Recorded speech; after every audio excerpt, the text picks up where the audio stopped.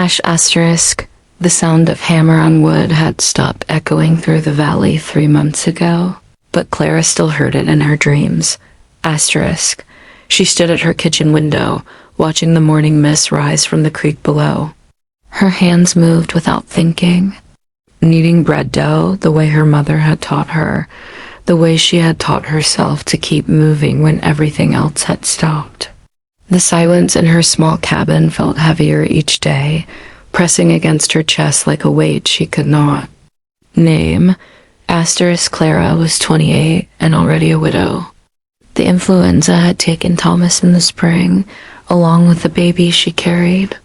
The town doctor said there was nothing she could have done, but Clara knew better. She was a nurse. She should have seen the signs. Should have known.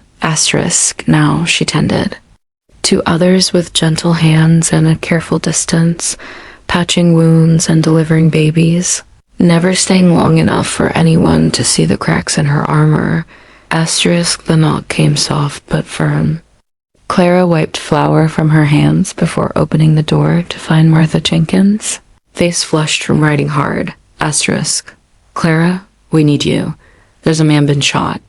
Docs in the next county won't be back for days.** Clara grabbed her medical bag without question. At the Jenkins farm, she found him lying on their kitchen table, unconscious and pale as winter sky. Blood had soaked through his shirt, but his breathing was steady.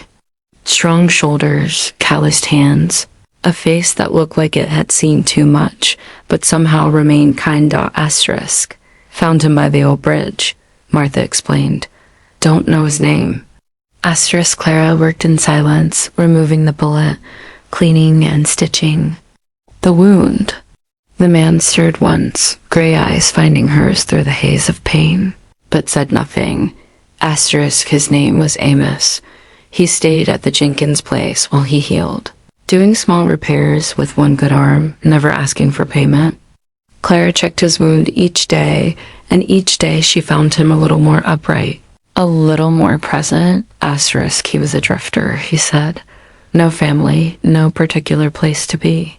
But something in the way he looked at the mountains suggested he was searching for something he had lost long ago. On the 3rd week, she found a small wooden bird on her doorstep, perfectly carved, smooth as silk under her fingers. A wren mid-song, its tiny beak open to the sky. You made this, she said when she saw him the next day.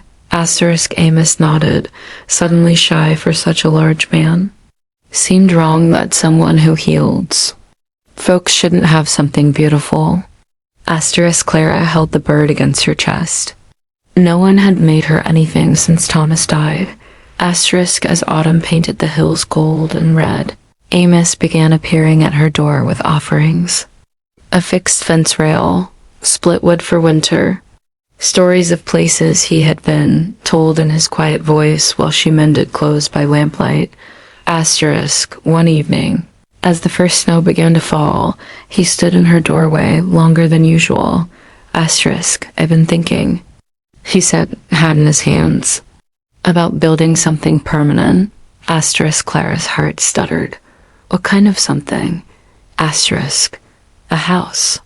On the hill above the creek, big enough for a family. His gray eyes met hers. If you'd consider giving me one. The proposal hung between them like a bridge she was afraid to cross. She had loved once, lost everything. Could she risk that kind of pain again? But when she looked at Amos, she saw something Thomas never had: patience. He was not asking her to forget the past, only to believe in a future. Through the long winter, they planned the house together. Clara sketched rooms while Amos whittled details into being. In spring, he began building, his hammer singing against nails, wood taking shape under his careful hands. They married on the hill when the house was finished, surrounded by wildflowers and the whole town.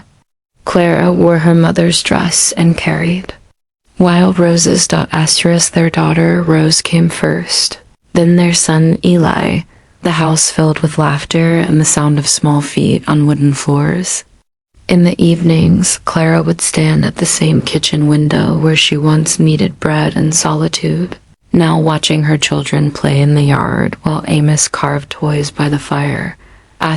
Years later, when visitors asked about the love story that had become legend, Clara would smile and touch the small wooden wren that still sat on her windowsill. Some gifts, she learned, were worth the risk of heartbreak. The sound of hammer on wood had long since faded, but the house Amos built with, his love still stands, a testament to second chances and the courage to heal.